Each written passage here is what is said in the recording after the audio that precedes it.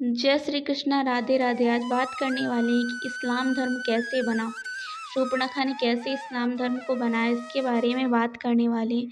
तो आपको बता दें कि राम, लक्ष्मण, सीता और रावण के बारे में तो हर कोई जानता है, लेकिन एक रामायण का एक और अहम किरदार है जिसका नाम शूर्पणखा है।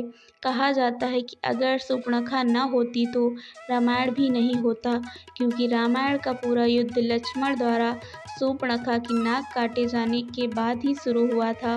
शूर्पणखा के बारे में बहुत ही कम जानकारी मिलती है, तो इसके बारे में बात करते हैं कि कुछ कहानियाँ भी सुनने को मिलती हैं। राक्षस के परिवार की होने की वजह से शूर्पणखा को अपना वेश बदल लेने की शक्ति प्राप्त थी। वो अपने चेहरे के रंग के साथ साथ अपनी आवाज़ भी बदल लेती थी। वाल्मीकि जी के अनुसार शूर्पणखा का रूप रंग बहुत ही डरावना था। शूर्पणखा ने अपने पसंद के व्यक्ति से विवाह किया था। शूर्पणखा के पति का नाम विद्युज्जीवा था और वो राजा कालिकेय का सेनापति था। अगर बात करें कि कालिकेय के साथ हुए युद्ध में रावण ने विद्युज्जीवा को मार डाला था, उसका भाई ही उसके दुर्भाग्य का कारण बना। पति की मौत के बाद शूर्पणखा ने अपनी पूरी जिंदगी लंका और दक्षिण भारत के जंगलों में बिताई। वो कुछ दिनों के लिए अपने रिश्तेदारों खर और दूषण के साथ भी रही। राम और रावण के बीच शत्रुता कराना। कहा जाता है कि शूर्पणखा राम के रूप पर मोहित हो गई थी, लेकिन एक पतिव्रता होने की वजह से राम ने उसे लक्ष्मण के पास भेजा। लक्ष्मण भी एक पतिव्रता थे, इसलिए उन्होंने भी शूर्पणखा को अपनाने से इनकार कर दिया। गुस्से में आकर शूर्पणखा ने सीता पर हमला करने की कोशिश की, जिसके बाद लक्ष्मण ने उसकी नाक और कान काट दिए। हालांकि एक कहानी ये भी है कि पति के मारे जाने के बाद वो अपने भाई रावण से बदला लेना चाहती थी, लेकिन उसे रावण की शक्तियों का एहसास था। जब उसने राम के पराक्रम के बारे में सुना तो रावण से बदला लेने की उसकी इच्छा फिर से जाग उठी। इसलिए उसने राम और रावण के बीच दुश्मनी पैदा करने का काम किया, जिसकी वजह से रावण ने सीता का अपहरण किया और अंत में राम के हाथों उसकी मृत्यु हुई। रामायण में सभी राक्षसों का वध हुआ, लेकिन शूर्पणखा का वध नहीं हुआ। उसकी नाक और कान काट कर छोड़ दिया गया था। वह कपड़े से अपने चेहरे को छुपा कर रखती थी। रावण के मर जाने के बाद वह अपने पति के साथ शुक्राचार्य के पास गई और जंगल में उनके आश्रम में रहने लगी। राक्षसों का वंश खत्म न हो, इसलिए शुक्राचार्य ने शिव की आराधना की। शिव ने अपना स्वरूप या शिवलिंग शुक्राचार्य को देकर कहा कि जिस दिन कोई वैष्णव इस पर गंगा जल चढ़ा देगा, उस दिन राक्षसों का नाश हो जाएगा। उस आत्मलिंग को शुक्राचार्य ने वैष्णव मतलब हिंदुओं से दूर रेगिस्तान में स्थापित किया, जो आज अरब में मक्का मदीना में है।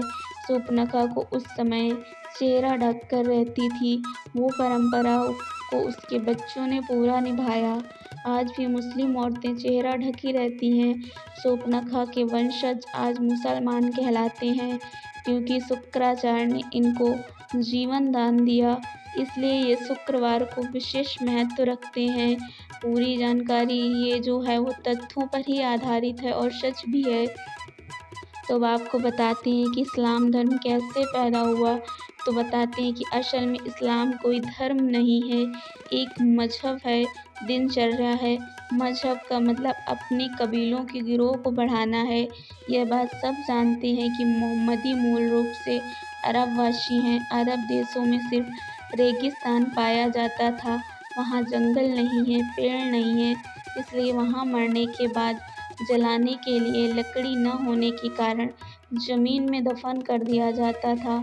रेगिस्तान में हरियाली नहीं होती, ऐसे में रेगिस्तान में हरा चटक रंग देखकर इंसान चला आता, जो कि सूचक का काम करता था। अरब देशों में लोग रेगिस्तान में तेज धूप में सफ़र करते थे, इसलिए वहाँ के लोग सिर को ढकने के लिए टोपी पहनते थे, जिससे बीमार न पड़े। अब रेगिस्तान में न खेत थे न फल, तो खाने के लिए वहाँ अनाज नहीं होता था। इसलिए वहाँ के लोग जानवरों को काट कर खाते थे और अपनी भूख मिटाने के लिए इसे कुर्बानी का नाम दिया।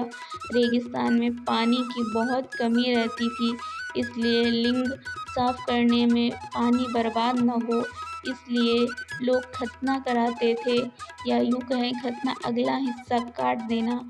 सब लोग एक ही कबीले के खाना बदोश होते थे, इसलिए आपस में भाई बहन ही निकाह कर लेते थे।